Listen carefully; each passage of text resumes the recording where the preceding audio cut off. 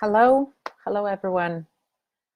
Could you please write if you can hear me well and you can see me? And then we'll be starting in a minute. Thank you. Well, thank you very much for finding time to be here today. I know that now people are overwhelmed with all the online learning. I mean, teachers, because I guess you are doing the same what I'm doing all these days, working non-stop or learning non-stop. So thank you for being here. My name is Ekaterina Redkina. Maybe you've been to my previous sessions with Cambridge or at some other conferences. So today I'm going to talk about a very interesting topic. And I guess if you are here, you are also interested in it. So we will talk about project-based learning and about life competencies. So we plan it for about 1 hour, 30 minutes. We might finish earlier, so I think that would be 1 hour, 15 minutes from me, and then we'll have about 15 minutes to discuss your questions if there are any. Okay, so there are quite many things I would like to talk about today, and of course if you have any questions during the talk, please feel free to write. I will try to address them during the webinar, but I'd rather look at them at the end. Okay. So I will start with talking about what actually PBL, project-based learning, is and how it is different from all other types of learning. Not all, of course, but a few.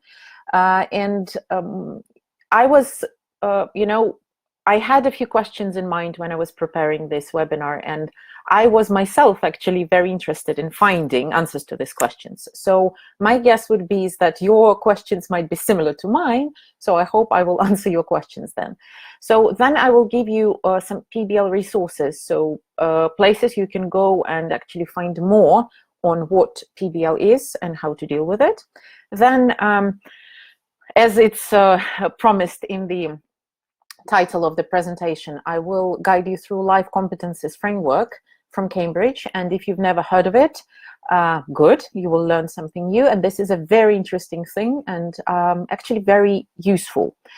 And the last thing, I will mention Cambridge English project competition.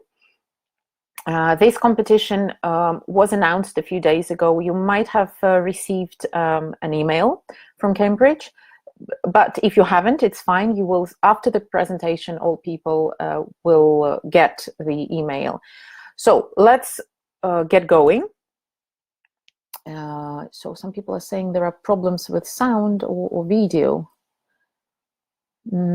Okay, again, as I say during every webinar, there could be some technical problems because of the overload of the system. We try our best. We've checked the connection. It should be working fine. Okay, so let's start. Project-based learning. I'm sure you've heard about it, and project-based learning is not super new. It's been around there for about 40 years already, and project-based learning can be called an approach, it can be called a method, it could be even called a methodology. Let's call it a teaching method here. And the whole idea of project-based learning is that students learn being engaged in what they're doing, and these activities they are involved in should be real-world oriented. And of course, these projects should be meaningful to the students, and they should have certain and very specific goals. Usually and normally, and I'm talking now about classical PBL, maybe we don't have in Russia that very much developed, but let's say in Canada or in some European countries, PBL is quite popular. In America, it's a big thing. So the classical PBL tells us that one project may extend over a long period of time. So you don't need to finish one project within one lesson. Normally, it might go over a week or several weeks even. Even it can go through over the whole term, and then it is PBL-based learning fully, you know, as they say. I know that many teachers, including myself, are interested in projects in general. And I know that many teachers organize projects in their lessons. For example, during my last lesson with my teenage students, we had kind of a project based on the topic we have in our course book, which is Eyes Open 4, and we study different holidays and celebrations in different countries. What I ask my students to do is I ask them to choose a country of their own choice, and then to Google and find some holidays and celebrations that are popular in that particular country. Then, because I use Google Docs, my students went online to the Google Doc, they posted some pictures there about this celebration or holiday, and at the lesson they had to present. So I'm sure you all do that. So, however, would we call it a project in a full sense, or it's something different?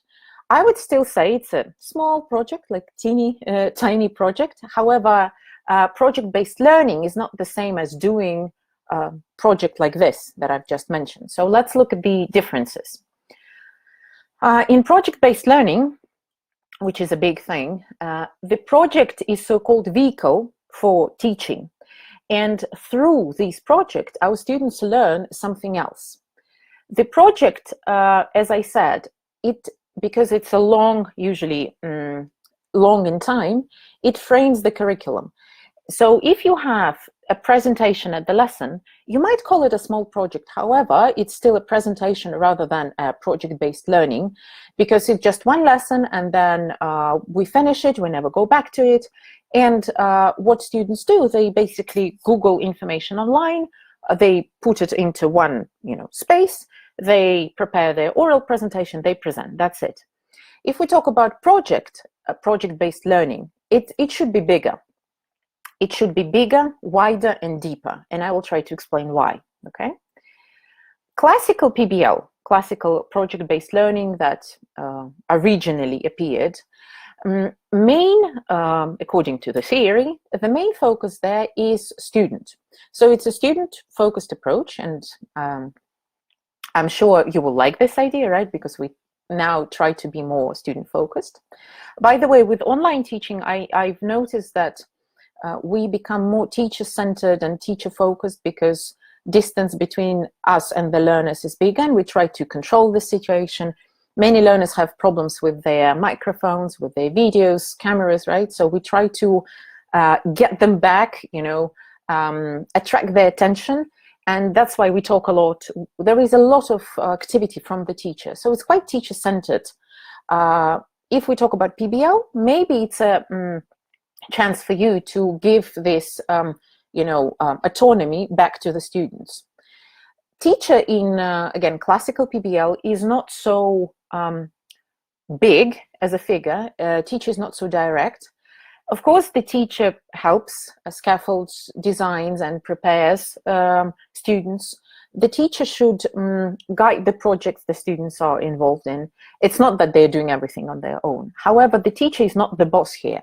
And the project might go in different directions depending on how learners want it to be. So I think it's also an interesting thing. What else? Projects, as I said, make the curriculum very often. I don't suggest now that you stop doing what you are doing in your normal teaching and turn all to PBL curriculum. However, originally PBL learning made the whole curriculum, so it wasn't used as an add-on to your normal curriculum. Curriculum was based around the project. So especially if it's a long one and you do it during the whole term, obviously you need to have the beginning, you need to plan it, you need to revise it, maybe then present it. So it's a whole block, and if it takes the whole term, then it's fine. I guess that in Russia, with our system that we have, projects still would be supplementary and shorter, but if you follow the idea of its depth, then you probably will be sticking to, well, closer to the classical PBL. How to go deep in PBL learning, project-based learning? Projects should be focused on higher order thinking skills. If you remember Bloom's taxonomy, the classical pyramid, right? When we start with understanding and analysis at the bottom and go higher to creation and evaluation and creation. So Bloom's taxonomy here is just one of the illustrations what higher order thinking skills you can aim at. You can follow, this Bloom's taxonomy, or you can look at the slide. There are certain ideas here. So we need to organize projects that will help our learners to investigate things, to analyze them, also to create something new. And the conclusions they make, or they come to at the end of the project or during the project, are usually quite unique. So it's not that you Google it, you find the ready-made solution, and that's it. You postulate and find questions that are that do not have ready-made answers somewhere. And the whole idea of your students is to find answers to these kind of questions. What PBL is often confused with normally. So there are two big blocks, or two big approaches that project-based learning can be confused with. This is thematic learning and problem-based learning, which is also PBL, but stands for problem-based learning. I will start with thematic learning. As you can guess from the name, thematic learning means building your learning around a certain theme, around a certain topic. It could be studying the dinosaurs, it could be studying the Roman Empire, or ancient Egypt, or whatever you're studying, right? So this is the theme. Then in thematic learning, teacher is still the center, and it's very teacher-directed. So teacher suggests the ideas and scaffolds the students in a way so they can create a project which, of course, is interesting and entertaining, but has a certain outcome. And this factual information that they need to get is usually easy to find. It's quite clear. So there isn't much, thinking between the lines here. Thematic learning means that you go deeper, but you find something that is already there. So you basically learn more. And then you, at the end of this project, kind of thematic learning, you present what you've done. It could be a poster presentation, it could be a PowerPoint, it could be drawings, it could be anything. For example, last year, what we did with my students, we studied the topic of illnesses and diseases, and my learners, and we used the book More from Cambridge. What we did, everyone chose, every group of students chose one illness. They studied it. I gave them questions to follow, for example, symptoms, whether the illness is infectious or not, and so on and so forth. So there was a list of questions. They studied it through Google, mostly, as we can imagine. Then they presented what they found out, and they also had to draw some pictures to illustrate, somehow the symptoms or whatever. So it was more like thematic learning, and I'm sure you also do this. How is it different from PBL? Well, PBL is when learning is organized around one topic or area as well, but it's more student-centered, and we go deeper into the understanding of the problem. So students still use technology. For example, they use the internet to investigate the problem, but they need to construct the meaning or the answer to these questions themselves. So it's not like describe the illness or tell me about dinosaurs. It should be more sophisticated. Why some illnesses are more typical for this or that area, I don't know, or something more elaborate about dinosaurs. So the idea is you need to come up with question that it's not so simple to answer, or at least it should have several steps and deeper analysis. And the answer, that's probably the main thing here, the answer is not simply found online, like you read it and present. There should be some thinking going on behind it. So let's have a look at two kind of projects. The first one is called Insects. Let's imagine we have second grade students that should study insects. They draw these insects, they read about them, they write small texts near their drawings. Maybe they watch some insect movies. They visit some, websites to read about this. They do their own research. Maybe they create a slideshow, a PowerPoint presentation, then they present it in class. It could be group work, it could be pair work, individual work. We all do that, right? Let's look at PBL, which is more PBL-ish project. Let's imagine a teacher presents students with a world map and a specimen of butterflies, particular butterflies of Australian origin or area. And the question is, why here and not there? So the question to the students, why these butterflies exist in this area but not in some other one? Students select a square meter of local ground, which they examine. And after examination, they collect species, they can organize them in different categories. They analyze what species live in this area.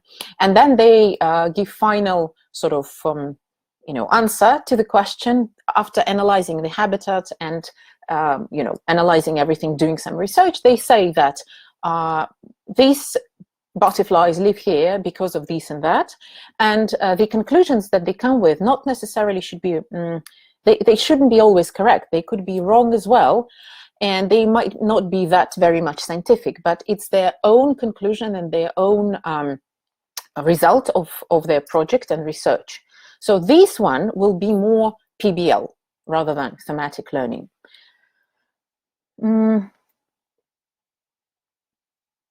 I want to look at the chat because there was a question there about CLIL. What's the difference with CLIL? That's a very good question. I was thinking about it as well.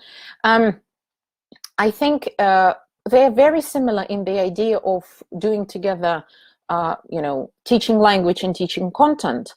However, PBL originally has different aims.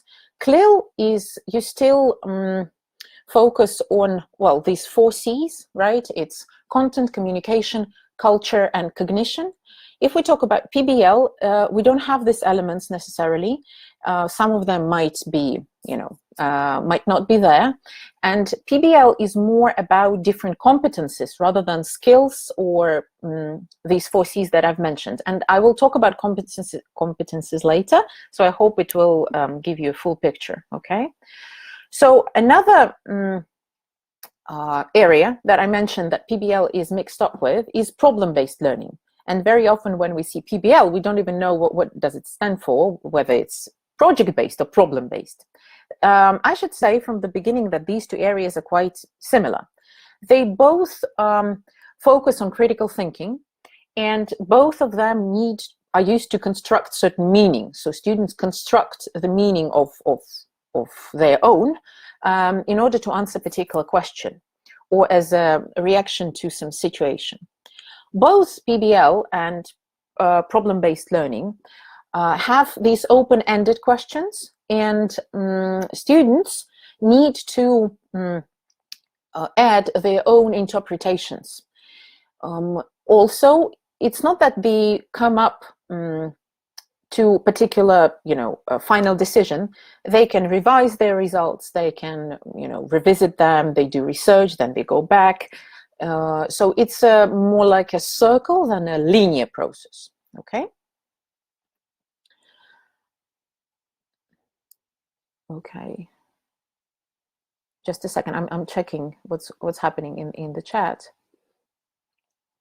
Okay, so if we compare PBL and problem-based learning, this is what we can come up with.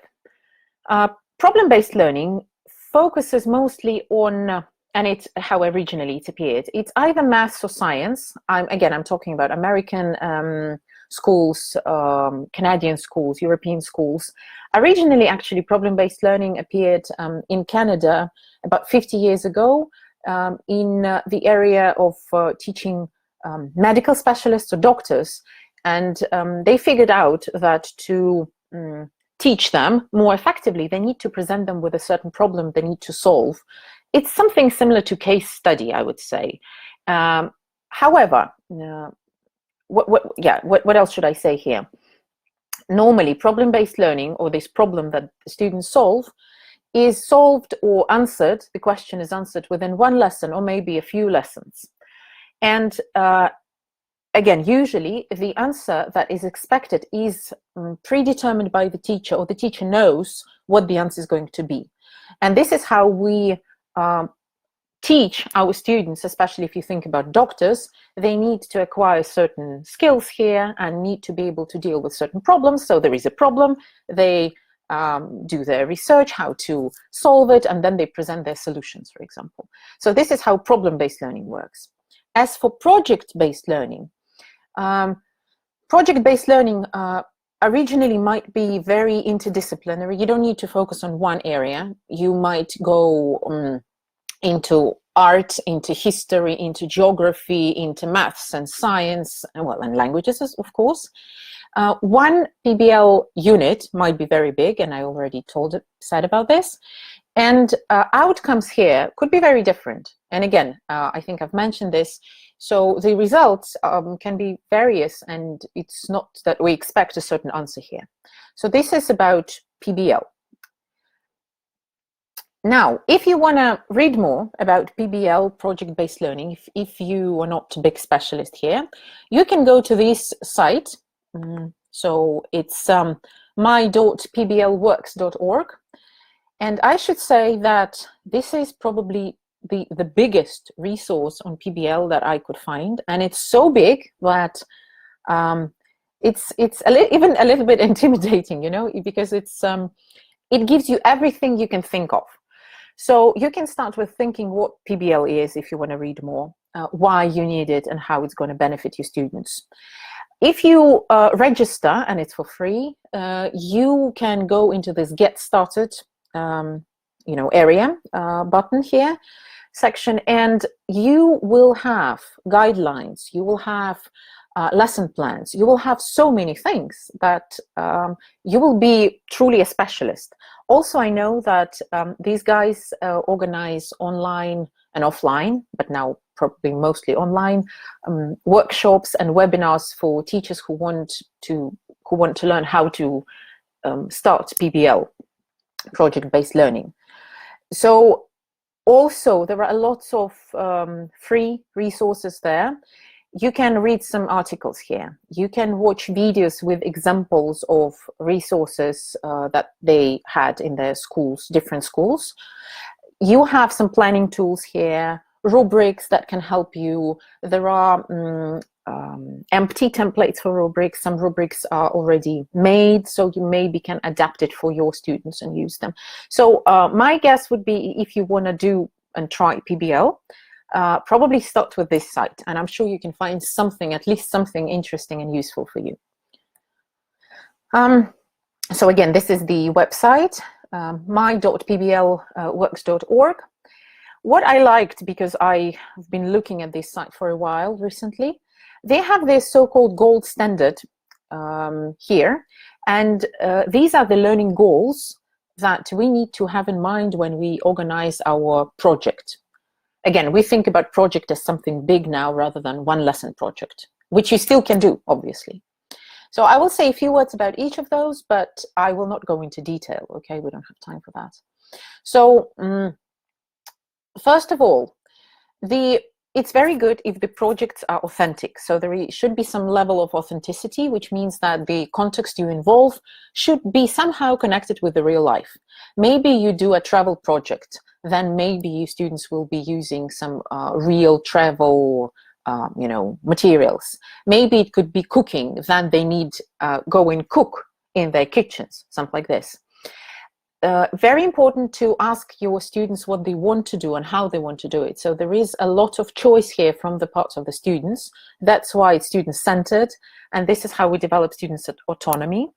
They make decisions about what they want to do and how they want to do it, whether they want to do it individually, on pairs or groups. So here you need to be in the dialogue with your students rather than tell them, guys, do this, and that.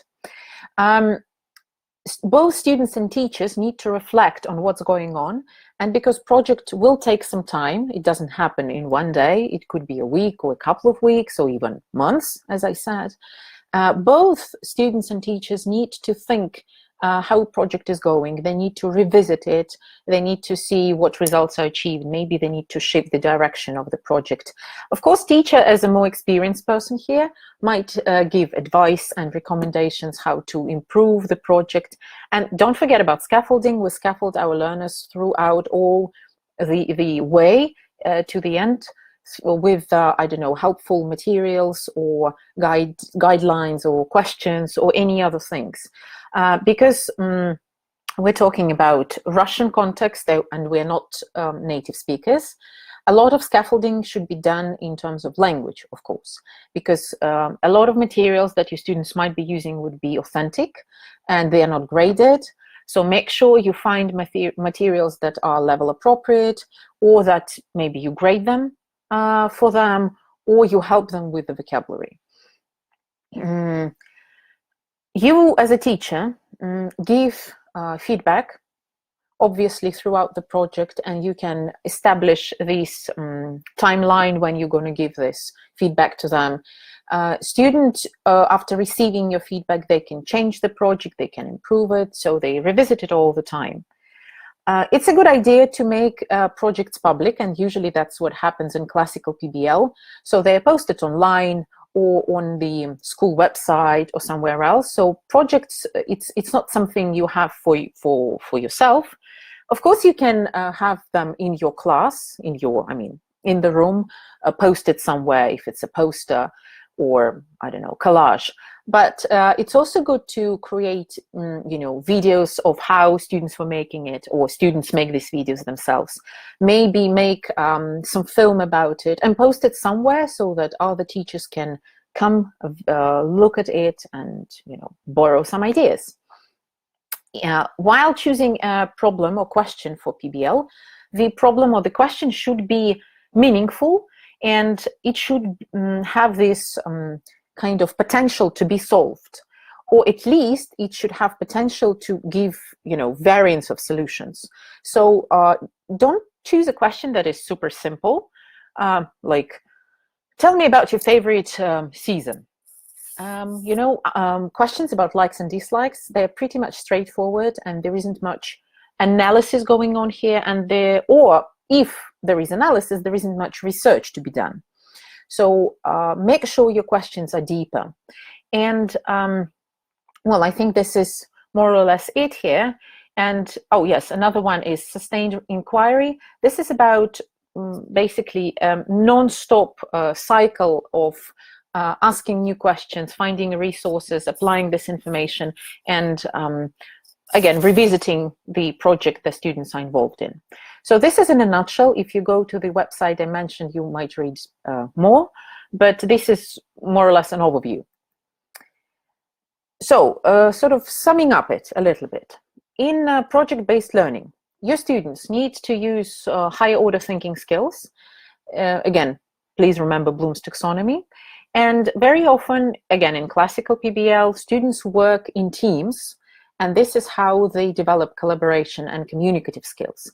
So projects that are done individually maybe are not so common, again, in places where PBL is popular. However, it doesn't mean you can't use an individual and create an individual project. As I said before, students need to do much more than just search and remember information and find facts. They need PBL. Good PBL requires critical thinking. It requires creative thinking. It requires some collaboration and a lot of communication with you, with other people, maybe even with the third party, I don't know, interviewing someone, or finding research from finding information from some other people. So there are a lot of things going on here, and all these are not skills, right? This is not about language or grammar or reading, listening, writing, speaking as what we normally teach. Of course, all the projects will include all the skills. However, here we're not talking about skills. Here we are talking more about competencies. Competencies in this case, in case of project-based learning, is something bigger, wider, and probably deeper than a skill. Competencies will include skills, different skills. We're talking about language skills. We are talking about linguistic, non-linguistic skills. We're talking about knowledge here.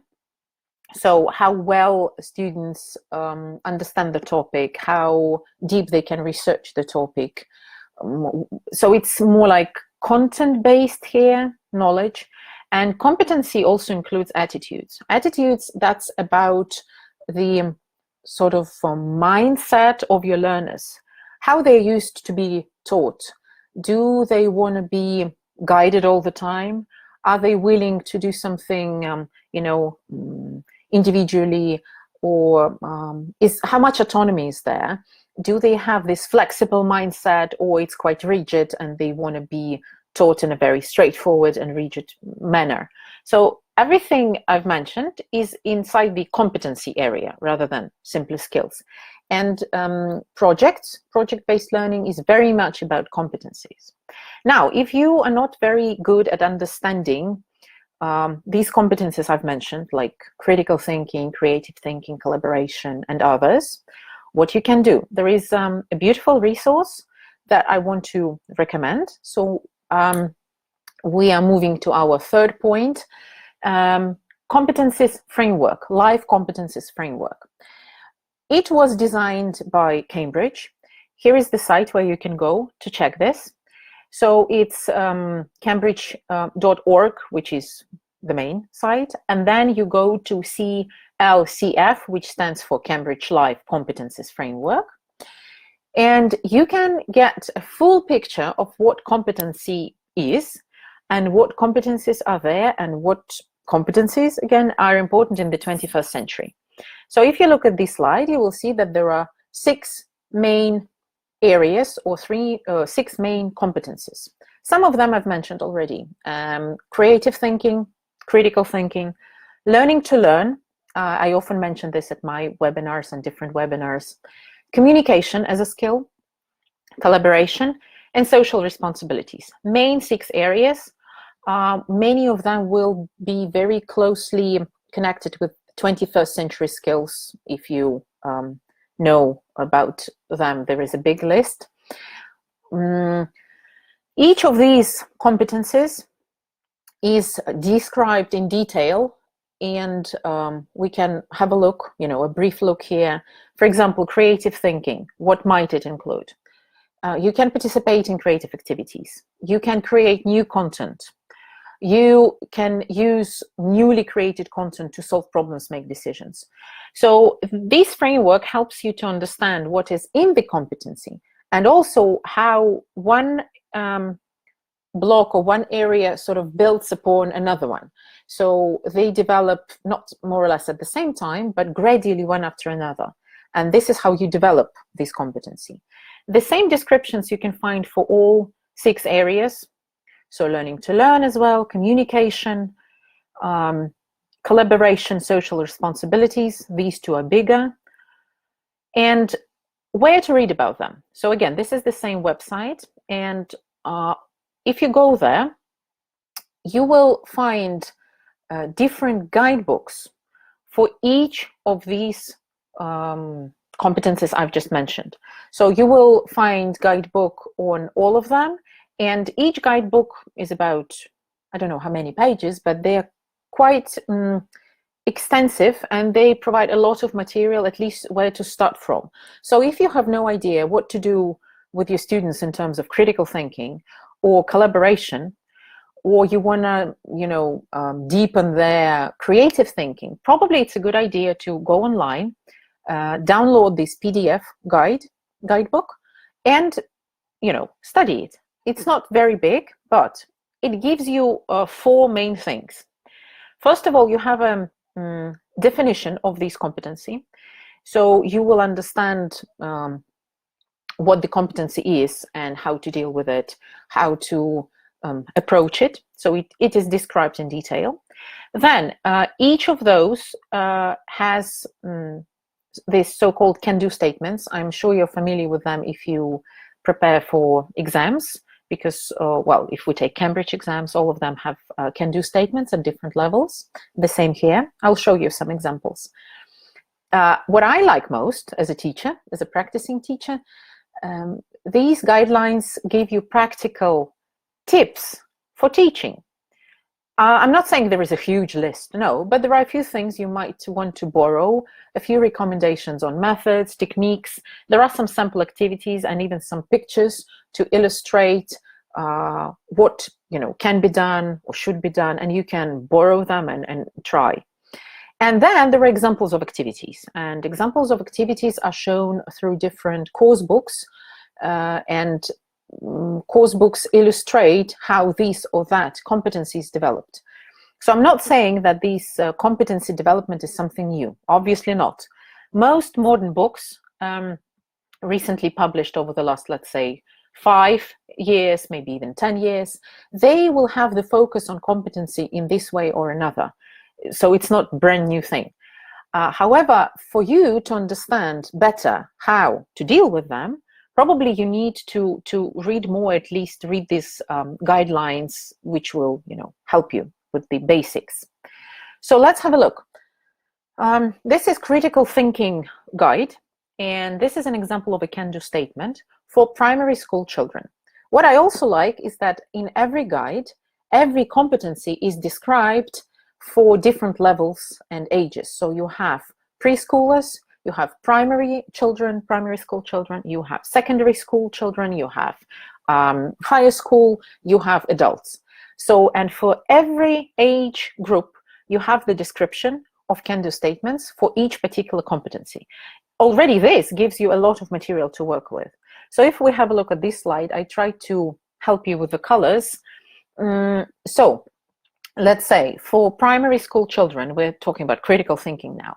They need to understand and analyze links between ideas, how to connect ideas. So what can they do to reach this? Maybe they can classify and describe some objects or activities according to, key characteristics and features, like grouping animals or flowers or something else. They can identify some characteristics, again, characteristics of a particular animal or animal group even. Of course, they can compare different types of objects or information or situations. That will depend on the cognitive level, cognitive development of your students and language development, of course.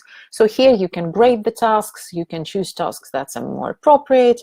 So what else they can do? They can analyze things that happened, why, reasons, making predictions, describing consequences. Now, if you look at all of that, you will actually understand that you're already doing it, and you've probably been doing it for years. So it's not, again, I'm not saying it's something new. Maybe you never thought it's critical thinking development. Now you might be more aware of what you're doing and how you're doing it. Good sub-skill here is to evaluate ideas, true, false statements, explaining something, adding some details, explaining or saying explicitly about preferences, and explaining these preferences could also be an interesting thing to do. Synthesizing ideas and information, some solving, word puzzles, giving reasons for something, comparing, again, situations. So this was for primary school, critical thinking. Let's look at another competency I mentioned earlier. This is collaboration, and the example is for secondary school. This is just a small part of the whole description for secondary school, which was huge. I was surprised. I would never think of that many activities if I had to think about them myself. And I think I'm going to borrow some of them because it's simply interesting to, follow the list and try them. So here, what I like, they suggest that a part of collaboration competency is taking personal responsibility for what you've done to the group work. I know that, let's say, my students are not very willing to work in groups. Pairs are fine usually. Groups maybe not that happy place for them. So what, if you look here, this list, which honestly, right, is huge, there are so many ideas you can borrow, or ideas you can think about and then teach your students, or at least, again, raise their awareness here. And how to encourage others, asking for clarification, helping, staying on the task, giving supporting feedback. These are just ideas. Yes, they don't give you guidelines how to do it exactly, so how to give feedback. But this is probably what you as a teacher should do. However, the guidebook itself will give you some recommendations later on, but of course not for every point, not for every bullet point here. So as for examples of activities, this comes also from Critical Thinking Competency book, and this is Superminds Level 6. I think probably you're familiar with this book. So, and the examples look like this. There'll be a page of a course book with statements on what is being developed in this book and how. Even if you're not using these books, this could be interesting to understand how course books work for what competencies development. Or if you're lucky and you are using this book, maybe you can have a deeper understanding of what is in it. Of course, well, you might be also familiar with it already. But they give different examples from different course books. So I think that's also interesting for the analysis. Well, now, let's imagine you are very interested in project-based learning. You understand what it should be. You know where to go, right? Because I gave you this major hub, the biggest website where you can look at examples and watch some videos. You can read more if you like. And you know now how to connect project-based learning with life competency skills. Again, you can read more on that if you maybe download these guidebooks. But what I would probably recommend is to start slowly and to remember that the project shouldn't be very big. Maybe your first project can be quite, modest, quite small. And as I was saying earlier, projects are normally interdisciplinary. You might be thinking of starting with a project that is more like one area. It has one area focus. Why not? Though, of course, it still can be interdisciplinary if you feel, you know how to do it. Project can be shorter, your first one, of course. You don't need to extend it a lot. And yes, knowing Russian reality, I understand that probably projects here would be an additional thing to your main curriculum and syllabus, rather than forgetting about your main course book and main thing you need to do and doing the project. I understand probably it's not very realistic. However, project as an add-on might work. If you are interested, and if you are a little bit nerdy as I am, and if you're interested in reading more, these are two books I would probably recommend here. And this author here, Susie Boss, I've seen her name on various materials on project-based learning. I'm not a very big specialist on PBL, unfortunately, yet, maybe. But what I've read and what I've looked through, Susie Boss looks like maybe one of the persons to address to. And Jane Krause also is a name that I've seen. The second book actually has the same authors, and the site I recommended earlier addresses to them as well. So probably you would like to start from this. Right. So do we have any questions so far about PBL? I hope I managed to answer the question a little bit about difference between PBL and CLIL. Of course, there are a lot of intersections here, a lot of intersections. Another point maybe I would like to mention here is that CLIL, usually we do not expect a particular outcome of a CLIL lesson or a set of lessons. So whereas project-based learning always has this outcome, and it could be absolutely different. So they're different in the way we approach them, the way we sort of stage them, and the result is also different. So they might be similar in in a way, because they both deal with content and different areas of knowledge. But if you start organizing, that would be probably different. Okay.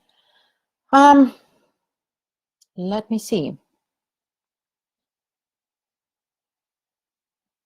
Okay, so I see this question that can't see the difference between thematic and PBL in terms of initiating the research. Both are done by the teacher. Why do you call PBL more student-oriented? Well, because again, when it's thematic, it means that the theme was chosen by the teacher, and the theme is quite limited, and the teacher usually limits it. And the result of the study is usually predetermined by the teacher, and you expect a certain more or less result. So if we study dinosaurs, we know that we'll study these, this, and that. And again, it's more about factual information rather than analyzing it, comparing or evaluating it. You can still take the topic of dinosaurs or any other and just move it to a higher level, a level of higher order thinking skills. So thematic learning, I would say this is probably a little bit lower in terms of Bloom's taxonomy. How good is to give students 2-3 options rather than letting them decide what to do? Sorry, I'm not sure I understand the question.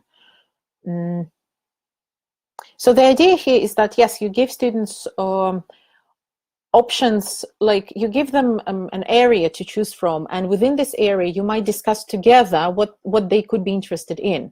So if, let's say, if it's a travel project, project about traveling, you might decide together which way they want, go in this project. So you might also, if we're talking about younger learners, maybe you can offer them different options and they can decide which one they are more interested in.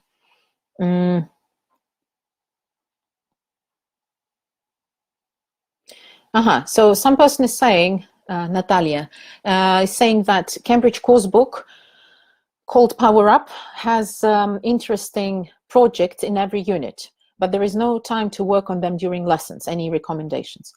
Well, I don't know your situation where you work. Well, the recommendation would be maybe not do these projects every lesson. And as I said, the projects can be very small, and this would be like one lesson project. What I'm talking here is more like projects that can last for a month, and you address it a little bit, maybe every second lesson or something. You will not spend so much time, but as the sort of eventual outcome, the result might be much bigger, because you slowly, like step by step, address it, and you don't need to spend much time from every lesson. I know there's projects that you need to do every lesson, or every week. They're still big, and you need the whole lesson. I know that. Like last lesson with celebrations and holidays that my students presented, we spent most of the time on it. So I understand you completely. Well, there is a choice that you make. So maybe doing this PBL learning could be, in a way, a solution. Okay, what else do we have? Yeah, some people are saying that the framework is a new thing. Yes, exactly. It's not that old for me as well, So what are the downsides of PBL? Well, if it's student-centered and autonomy-based, we can imagine that not many students may be that involved. This could be one of the difficulties and drawbacks. And especially now on the online learning, there is it's more difficult to control what's happening with your learners. So, but if you choose maybe the topic, or they choose the topic that they're interested in, then might help. Also, well, maybe using different sites, materials could be difficult for your learners in terms of language. Maybe your learners are not used to be independent and autonomous, and they want to be guided. This could be a problem for them. Maybe they're not very much into creating, critical thinking, creative thinking. I know students who like it, they like to play safe. They don't want to create anything. And when I ask them, let's imagine something, they're not imagining anything because that's not what they are used to. Well, here probably with more scaffolding, with more help from you and motivating them could be, the solution. Okay, how to arrange PBL in a distant mode. Yeah, that's what I'm actually going to talk a little bit now. I will not give you, maybe ready-made solutions, but a few ideas. Okay. Right, so let's, I think the questions we have, other questions I will address later, and maybe I will answer them anyway. So now what I'm going to talk about is this project competition that is now introduced by Cambridge English. Maybe if you are subscribed to Cambridge English emails, you've already received this email. So don't miss it. Maybe you want to revisit your email box and check if it's there. If you haven't received it yet, you will get it anyway after the webinar.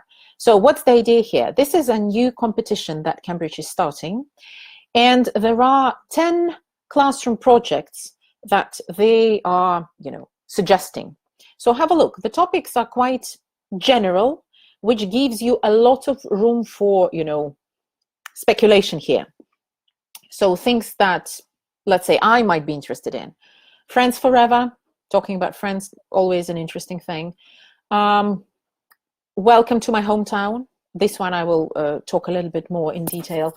My street, our class, my ideal school could be an interesting project. So what is this about? There are 3 main steps. First, you choose a project to work on. So the project I've just mentioned, if you get the email, you will get a link to VK, Vkontakte, right? This is where all the information is placed, and this is where the final videos should be posted. So in the guide, you see this 10 topics. You create your project. So you share your stories, pictures, videos.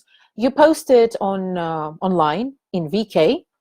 I think there is a link in the chat now, last but one message, which gives you the link to VK group, where you can find the more information and where you're supposed to be posting the results of the projects. So the deadline is the 10th of May. And so it's a little bit less than a month, which seems like a nice project to think of.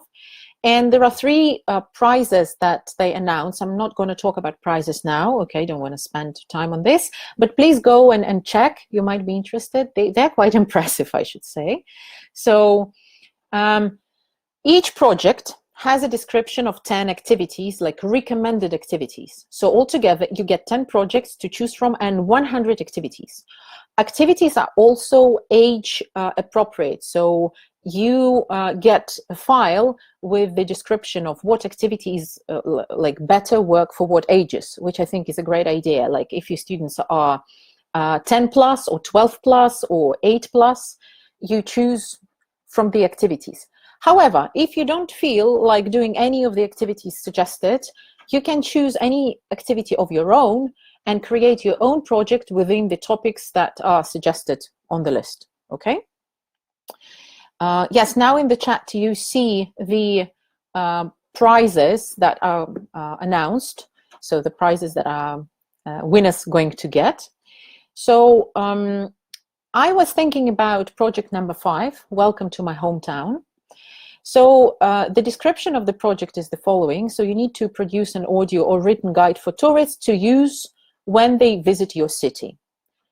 So a very, I would say, general topic. And the project here, if we try to think more on a global scale and think bigger, the easiest way would, of course, would be create a guideline about Moscow, simply Googling information about Moscow, even from Wikipedia, I don't know, or some other simple sites, copy-pasting this information, putting some pictures, and creating a presentation. Well, this is one way to do it. Another way to do it is to include these competencies I've talked about, include some more critical analysis here, some creative thinking maybe. And these are the things I've thought, just from the top of my head. The project is new, so I didn't have much time to think about it, as you can imagine. So what I was thinking, first, we can go and study online guidebooks. You can send your students some links to guidebooks and guidebooks about Moscow, for example. It could be another city as well, why not? If you're not from Moscow, obviously, you can use Google Maps. And Google Maps, actually, students do not use Google Maps very often, unfortunately. I don't know why. So Google provides lots of services now. Maps can give you panoramic views. Maps can give you 3D pictures of the area. Now, staying at home, not being able to go anywhere else, you still can travel. Maybe you know that now many companies and many there are even webinars or like online online possibilities to travel. Like recently, I was a few days ago, I was watching this thing from one of the Russian agencies, architectural agencies. They had a beautiful webinar on Barcelona, and through Google Maps, I was walking along the streets of Barcelona and going into Sagrada de Familia, and I was looking at all these things in Barcelona through Google, staying at home. So that's online learning. Also, thinking about hometown, a place to visit for a tourist, what you might be interested in the weather, right? Why not to look at some weather charts of the area? Go to websites online, go to international websites where they say what are the forecasts of the weather, what are the regular temperatures in this area, why. You can also think about some geographical reasons for that, depending on where you live, right? You can go to galleries, museums online, and check out the galleries for the project, so students can talk about benefits of, or why to go to this or that museum, and they go there themselves online. You can compare prices in different places, go to online stores or restaurants, compare prices and think what area is better to go to and why. Analyze the transportation system, analyze the metro map. If we talk about Moscow, we have this wonderful app from Yandex, which is translated into English. So let your students create routes on the Yandex map, how they will travel, what museum they will go to and why, and include this. Let's say you're planning a welcome home visit for a week, then you need to plan every day of this week with your students, right? So maybe you want your students to talk to the local people. I mean, they could be even their relatives. Think of the interview questions. Yes, these questions might be in Russian and they interview in Russian, but they still have to present it in English later, right? So this is more of an overall picture and overall way, more of a general way to look at this project rather than just finding information about a city, which you probably will also do. The instruments that you can use to do that are multiple. These are, again, just things that I thought of immediately. Google Maps, right? Google Sites. You might think of creating a full site with your learners. If you don't know what Google Site is, you might want to check it. So this is a way to create a site together with your learners. So you create this platform, your students go there and put pictures there, videos also possible. They write texts. You can also check this for the sake, of language. So it's a very interesting idea. You're creating your own site dedicated to one project. Of course, you create videos how this project was made. Students film themselves. They film maybe the room or the area they live in, or I don't know, depends on the project. I was thinking about video screen capture. So video screen capture is tool of capturing the video of your screen of your computer. So for example, you are walking along the Google map, and with your voice, you're creating a story, what you will see here and there. And then your computer is recording the video of the map together with the voice. And video screen captures do not have the frontal cameras usually, so you don't see the face of the person, but you see the voice and the video or the picture, which could be an interesting tool. So also for you to think of. Some interactive boards like Miro, I'm not sure how to pronounce it correctly. Padlet as also like a platform where you can post different things for your project in one space. Of course, you can use PowerPoint for the presentations. Don't forget that there is this wonderful resource called Prezi. It's also for presentations, but the way they are organized, it's so beautiful and so unusual. And Prezi gives you this unique way to look at the material. So you might want to yes, try Prezi as well. Don't forget about crafts or handmade stuff, right? So everything that your students create, well, I would say manually.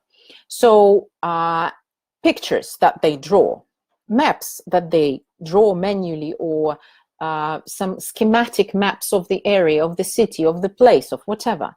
Guidebooks that they can create, again, manually. Menus maybe, why not? Beautifully, print out a menu and then color it with something.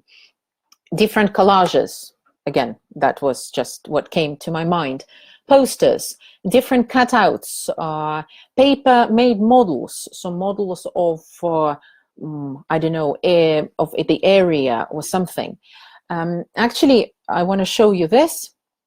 So you see, this is the project, one of the projects from that website I mentioned earlier, with these young kids. I'm not sure where they come from actually, but the project was dedicated to house building, and it was called building a tiny house, or like tiny house project, something like this. So it had several steps as a usual project, and these kids had to talk to real people who were their clients, and these clients said what house they would like to live in. So they would like to have a huge terrace and 5 bedrooms and this and that. They were also asking them about the budget, what budget might be appropriate. Then these kids talked to a person who was creating blueprints of the houses, so a real architect, I suppose. I'm not offering this now, I'm not suggesting you to do it now because we're online, but still, you can find things online. So these kids talked to this architect, and he showed them how he creates, the blueprints of the houses, how he designs the area, and how to sort of think it in 3D. And the whole idea of the project was to create their own house based on the client's needs, using all the, information they get from different houses are built, and then to build a house. And you see in the middle there is this beautiful paper made or carton made house that you can open. You open up and you see the insides with the rooms and bathroom, and they have the total cost for the house, and then they had to sell it, and I guess the clients had to say whether they're going to buy it or not, theoretically. So I think it's a very interesting project, and it's not just let's build a house, here's the house.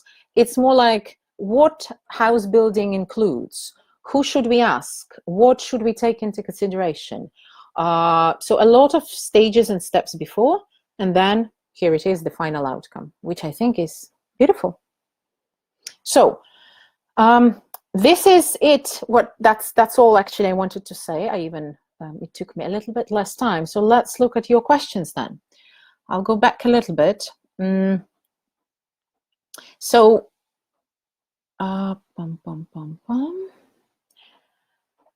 Right, just let me find. Can it be home village? Some Albina asks. Yes, yes. Why not? Of course.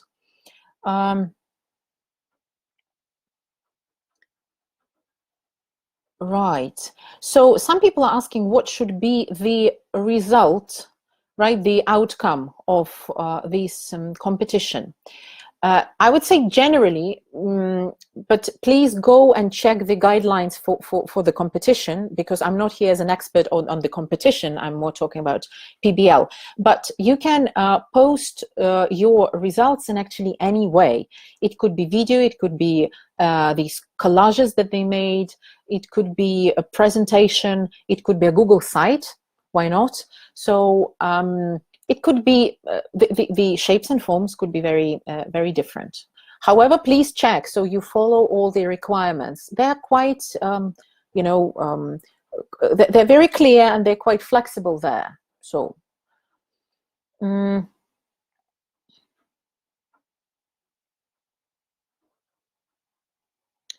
okay, so do we have any more questions? Let me see. I hope yeah, again, a question, what should we do as a result? I hope I answered this question. Okay, some people are saying that you don't have much time to do the project. Well, I understand that. Of course, there is no, how to say, no one is forcing you to do it, but I can imagine that some projects can be built in quite naturally in what your students are doing anyway. And if you connect it with some other studies that they have, with some other subjects, this could also be a nice way to deal with it. And again, why not ask your students whether they're willing to participate or not? Because many students say, we're so busy, we don't know, like we don't have any time. But if you dig a little bit, you'll figure out that actually they play computer games 4 hours a day, or they do something else. And they do have time. They're just not motivated to spend it on another study project. But what if they like the project? What if they love it? What if they want to do it? So I completely understand. I don't have much time myself, so, but projects seem nice. So yeah, another person is asking whether you should take the steps of the video or only the final results. Well, for this, I would probably recommend to read the guidelines. I think that would be good if you show your steps, but mostly you need to give the final project. Again, read the guidelines carefully, okay? So so that I don't give you any wrong information here.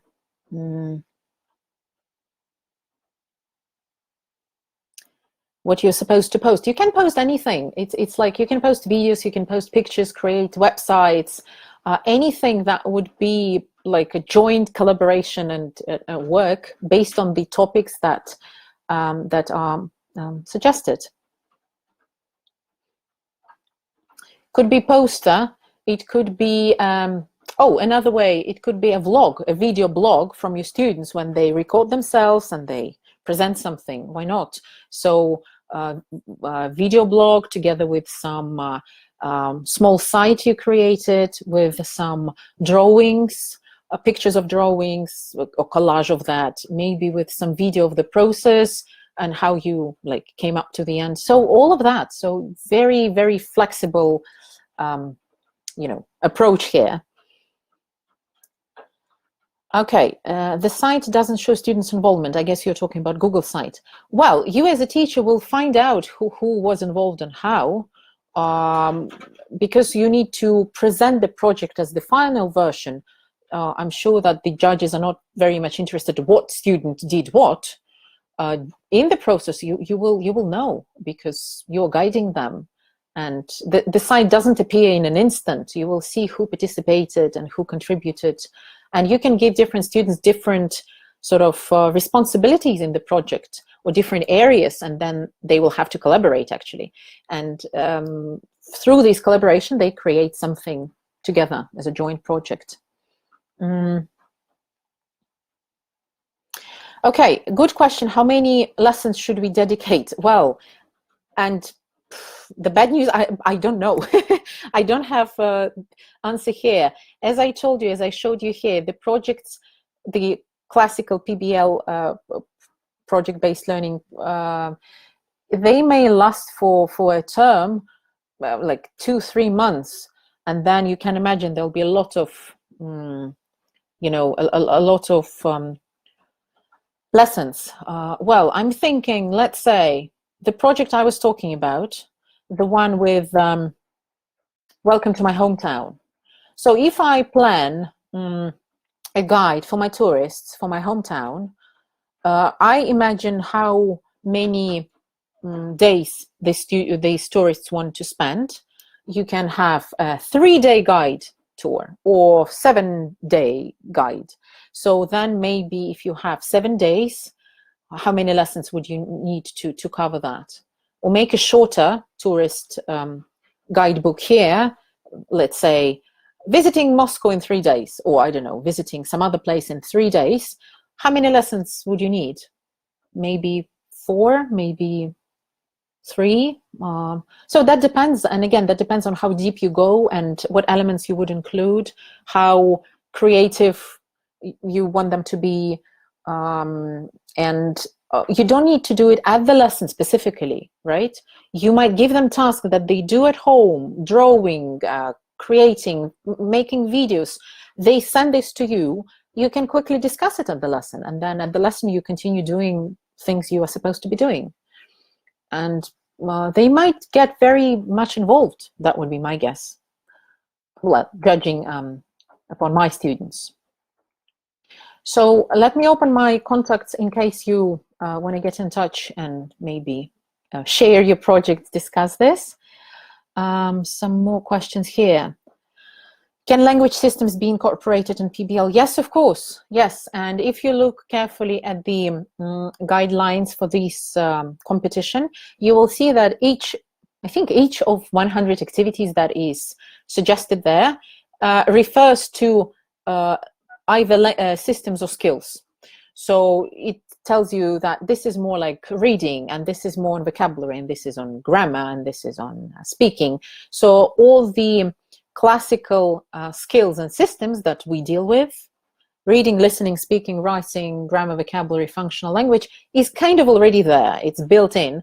And then what you need to do as a teacher, bring it a little bit to a higher level with, you know, all these competencies we talked about. Okay. Is it necessary for students to be from one form, or it could be a mix of students from different groups of ages? Well, as far as I understand this could be different students. This could be different students. I would probably recommend having them more or less of the same age and level, but I don't think they need to be necessarily from the same class. No. Nice to meet you. Well, nice to meet you too. Thank you. Oh, oh, okay. So some people had experience in PBL. That is good. I get him as writing. Hi, by the way, if it's who I think you are, well, it's good to see you here. So you say you spent a whole term on postcards with young learners. That's very interesting. And producing pop-up cards. That sounds really cool. I don't teach young learners, but to me it sounds really interesting. And you sold the cards at the charity fair and donated the money raised to the fund. That's amazing. I mean, that's something really great. Yeah, so with young learners, you can also do that. Okay. It wasn't in English classes, but in extracurricular lessons. Yeah, that's what I'm saying. You don't need to spend this, you know, with, you don't need to spend the time of your regular classes. You can discuss during one class what you do, how you do it. Then they start doing it. They maybe send it to you, and you might talk about it a little bit at the beginning of the next class. Maybe you can arrange a, I don't know, 20-minute, you know, counseling online to discuss it. I know it's extra time, but it sounds more fun. You were like doing something together than you were having a lesson only. So why not? Thanks, everyone. Challenging. Yes, I know. Sounds challenging to me too. Okay. Thank you. Interesting and useful. I'm happy. I'm happy. Yes, take care, everyone, too. Thank you very much.